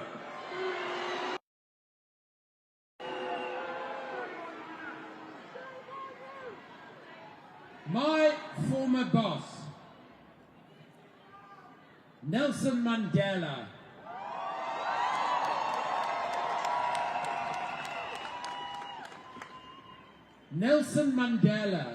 would not be welcome in Keir Starmer's Labour Party because of his views on Israel, because he called Israel an apartheid state. That is where we are with politics in this country. So let us honor Nelson Mandela and all Palestinians by demanding a ceasefire now.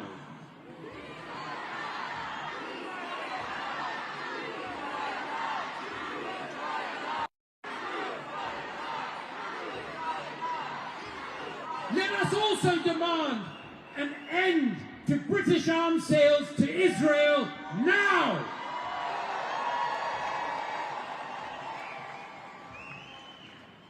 And just as tens of millions of people around the world took action to isolate and weaken apartheid South Africa, let us demand BDS against Israel now!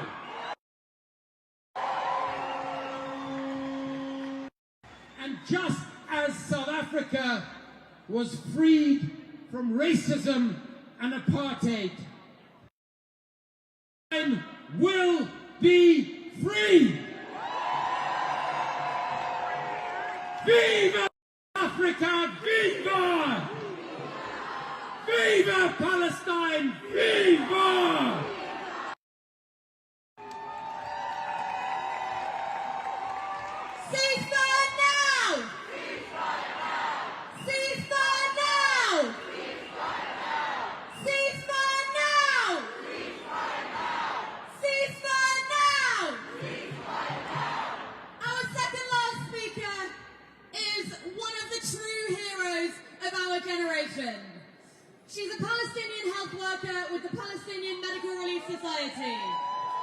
And today, she's representing her colleagues in Palestine and her health workers for Palestine community.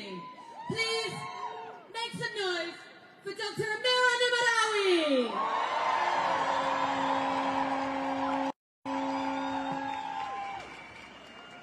London! You are beautiful! Can you feel freedom in the air? Because I can. You brought Palestine here, and it's stunning. I stand here today as a proud who is the daughter of a refugee from Khalil and the wife and mother of Gazans.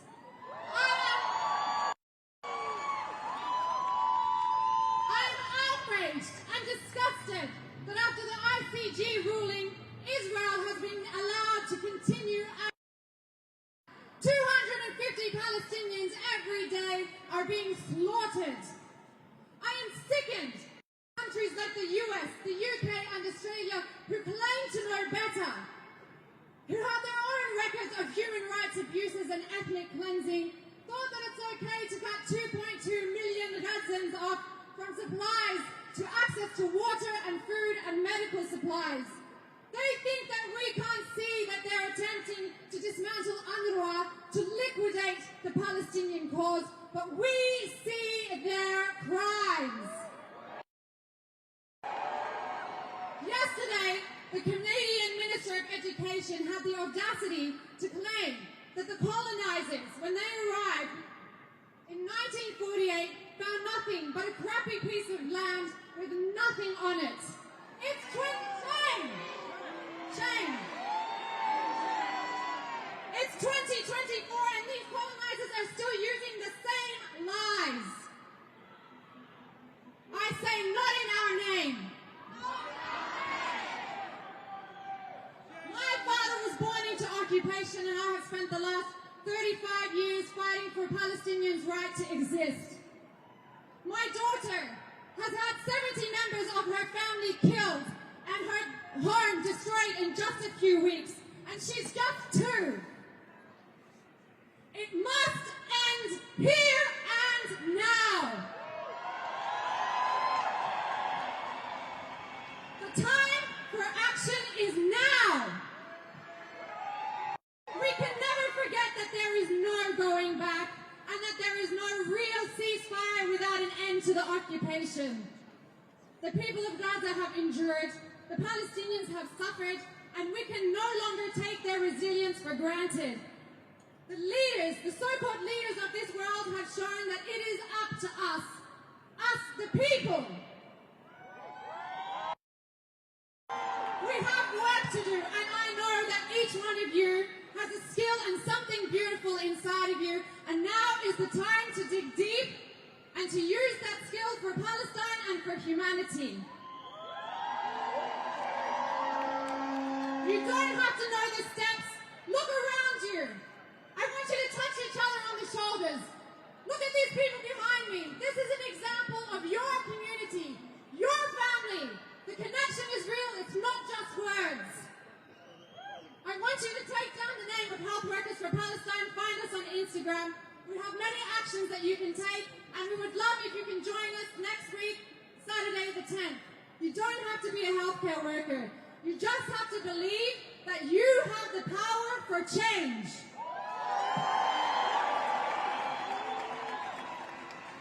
Before I end, I just want you to give these health workers some love, because since day one of this aggression, they have worked hard. This is grassroots community power that has spread across 60 cities across this globe.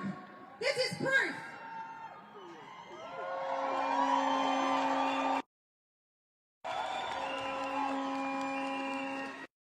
To end, I want to share a special story. It's the story of a seed called Black Hetty, and it grew for thousands of years. Colonizers came in 1948 and eradicated it. The farmers never forgot this seed, and in 2011 they found it growing on its own in the wild, beautiful and free. because they didn't understand that what's indigenous to that land can never be eradicated. Black Hetty is proof that our resilience and our Samud will endure. Every single one of you today needs to remember that you have a Black Hetty seed inside of you, a seed of hope, a seed of resilience and change. Yalla London, unadikum! Unadikum! I call on you to nurture these seeds together so that this movement of love, humanity and unity can grow and grow and grow until we, together, the people, free Palestine! Up with liberation, down, down with occupation. Up with liberation, down, down with occupation. Up with liberation, down, down with occupation. Love you, London. Thank you. Make some noise for all of these health workers behind me. Free, free! Free, free! From the river to the sea! From the river to the sea! From the river to the sea! Our final speaker is the director of the Palestine Solidarity Campaign. Please make some noise for Jamal!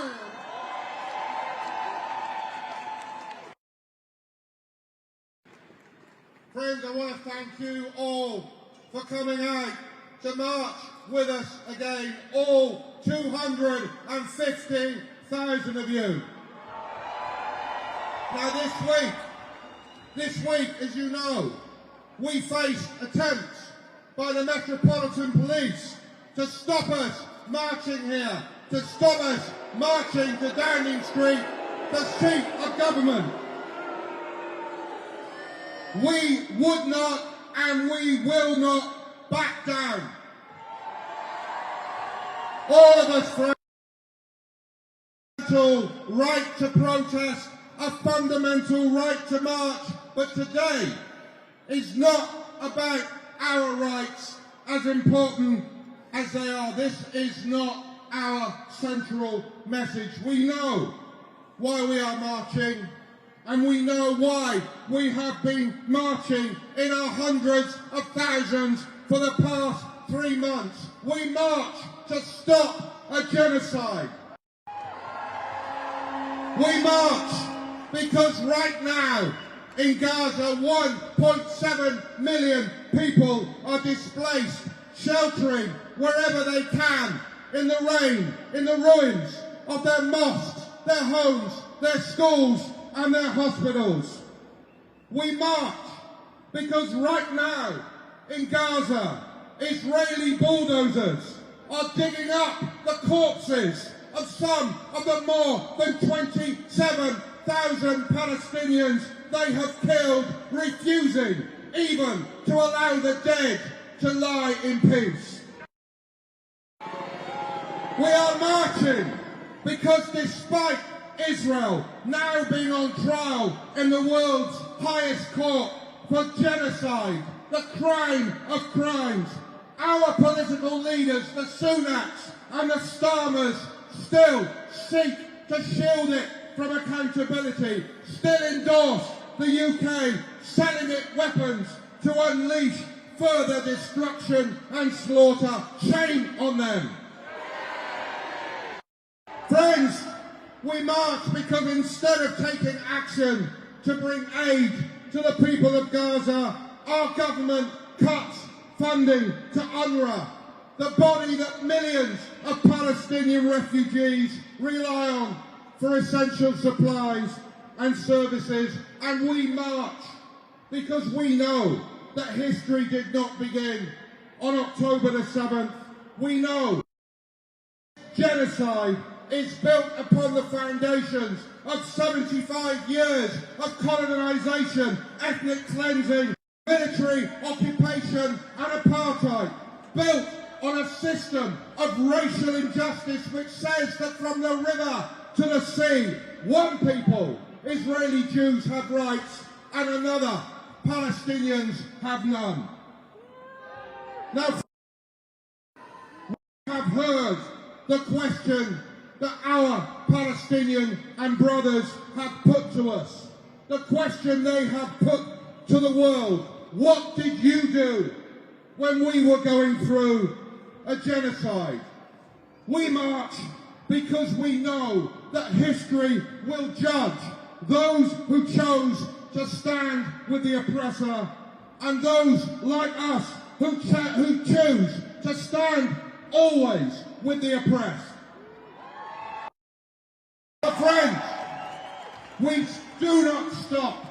We never stop. On Wednesday, we need you taking action in your offices, in our workplace day of action. Next Saturday, in the next national action, we want you out in your local towns and cities, picketing Barclays Bank, and then on February the 17th, we want you back here in London when we will be marching again in the second global day of action for Gaza, where we will be joined by people marching in over 100 cities in more than 60 countries across the world. Friends, remember this. The Palestinian people will rise from the midst of destruction as they have always done. They will finally arrive at their day of liberation, and we will stand with them, shoulder to shoulder, until that day arrives, until a ceasefire is called, until the occupation is ended, until apartheid is dismantled, and until the Palestinian people from the river to the sea are finally free. Free, free! Free, free! Free, free! Thank you.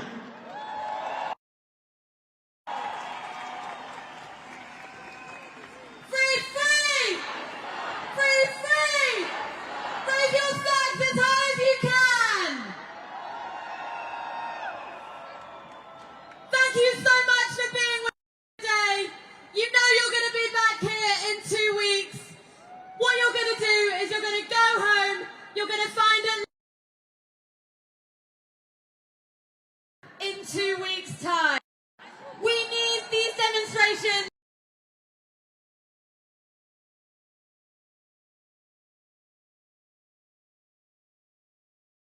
They will never Britain.